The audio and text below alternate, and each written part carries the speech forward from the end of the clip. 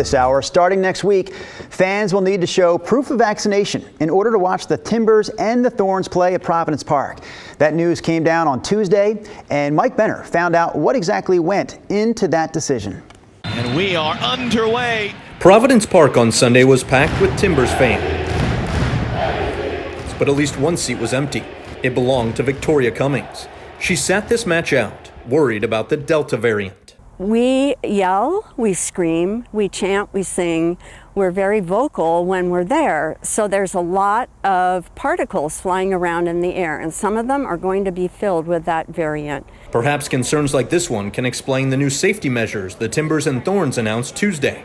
Beginning with the Thorns home match on August 25th, fans 12 and older will be required to show proof of vaccination to get through the gates. It's been something we've been thinking about for a while. We're proud to be leaders in the space. We were the first MLS and NWSL team to begin requiring proof of vaccine. We're proud of that. Timbers and Thorns president of business, Mike Golub, says fans who can't provide proof of vaccination can still get into Providence Park if they show they've tested negative for COVID within 48 hours of kickoff. So we're not required to do what we announced today to do, but we felt it was the right thing to do. We wanted to be on the vanguard of this.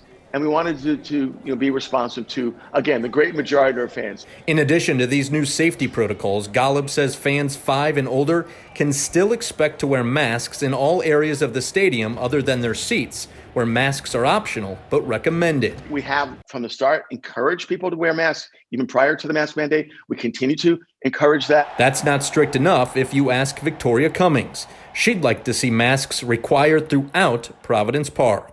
It seems to me, with the rapid increase in cases that we're seeing every day in the hospital, that it's time for us to be responsible as citizens and adults to start wearing our masks again to take care of one another.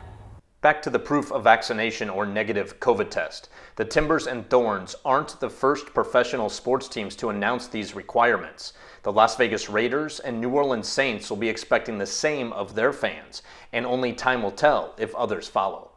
I'm Mike Benner for KGW News. So also on Tuesday, Oregon reported 2,900 new COVID cases all across the state, along with 15 more deaths. And the other number that keeps going up right now is hospitalizations. 838 people are in Oregon hospitals right now with COVID.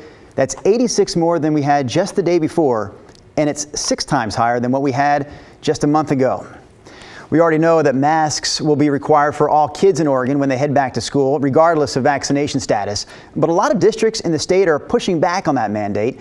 So on Tuesday, Governor Brown responded to that pushback, saying masks are absolutely necessary to keep kids in the classroom. School board meetings around the state have been filled with testimony from parents who are against the mask requirement. Some parents say masks actually make it harder for their students to learn or make them uncomfortable. And some are simply saying that parents should be the ones that get to decide. I am required to ask my child to comply with something that I disagree with, that he doesn't like, and that physically makes him not feel well. It's time for all of us to stand up against these mandates, no matter what the cost. That was testimony yesterday from the Molalla River School Board's most recent meeting. The board there is drafting a resolution to request local control of decisions like this. Right now, though, according to the state, schools and teachers who don't comply with the mask rule could face fines or other punishments. All right, let's get to some more of our local headlines this morning. We start with Portland Mayor Ted Wheeler announcing today a new ordinance that's aimed at curbing street racing. Now, we've all seen the videos, right? Crowds and cars blocking roads and intersections. The city says these gatherings are dangerous for everyone, not just the people involved. Several cities we know in Washington have already passed similar laws, and investigations show that some people will travel from Washington here to Portland just to street race. First-time offenders will have to go through an education and diversion program. The ordinance also allows the city to tow any of the vehicles involved. We also have new details to share about the Portland firefighter who allegedly played a role in a kidnapping. According to court documents, that firefighter and 2 of his accomplices decided to go after a man who burglarized one of their businesses. It's the Oregon Hemp House. You see it right there. It's located on South Macadam. The documents state that the men found the suspected burglar in downtown Portland, so they pistol whipped him, forced him into a car, And then they drove him out to Estacada, to a marijuana farm there. They allegedly put him into a storage unit, left him there overnight. That's where police found him the next day. So we found out this Portland firefighter is on leave right now from the fire department. In fact, he's been on leave since before his arrest was made. And Nike notified employees this week that the company has renamed the Alberto Salazar building on its Beaverton campus.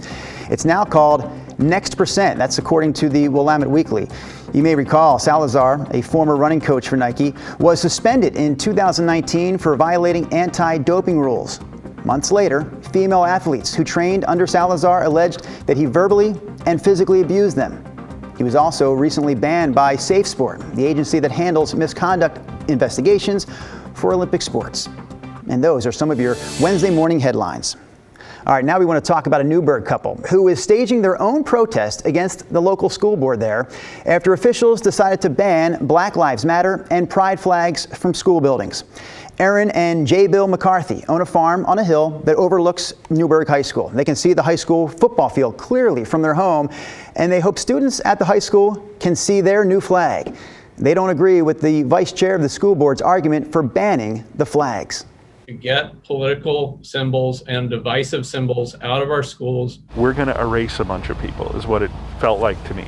People are not political. It's not expressing a Democratic idea or a Republican idea or conservative or liberal. It's human beings.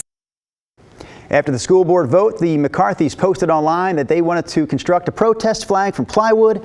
Donations started pouring in at that point, and volunteers showed up on Sunday to help them build and paint it.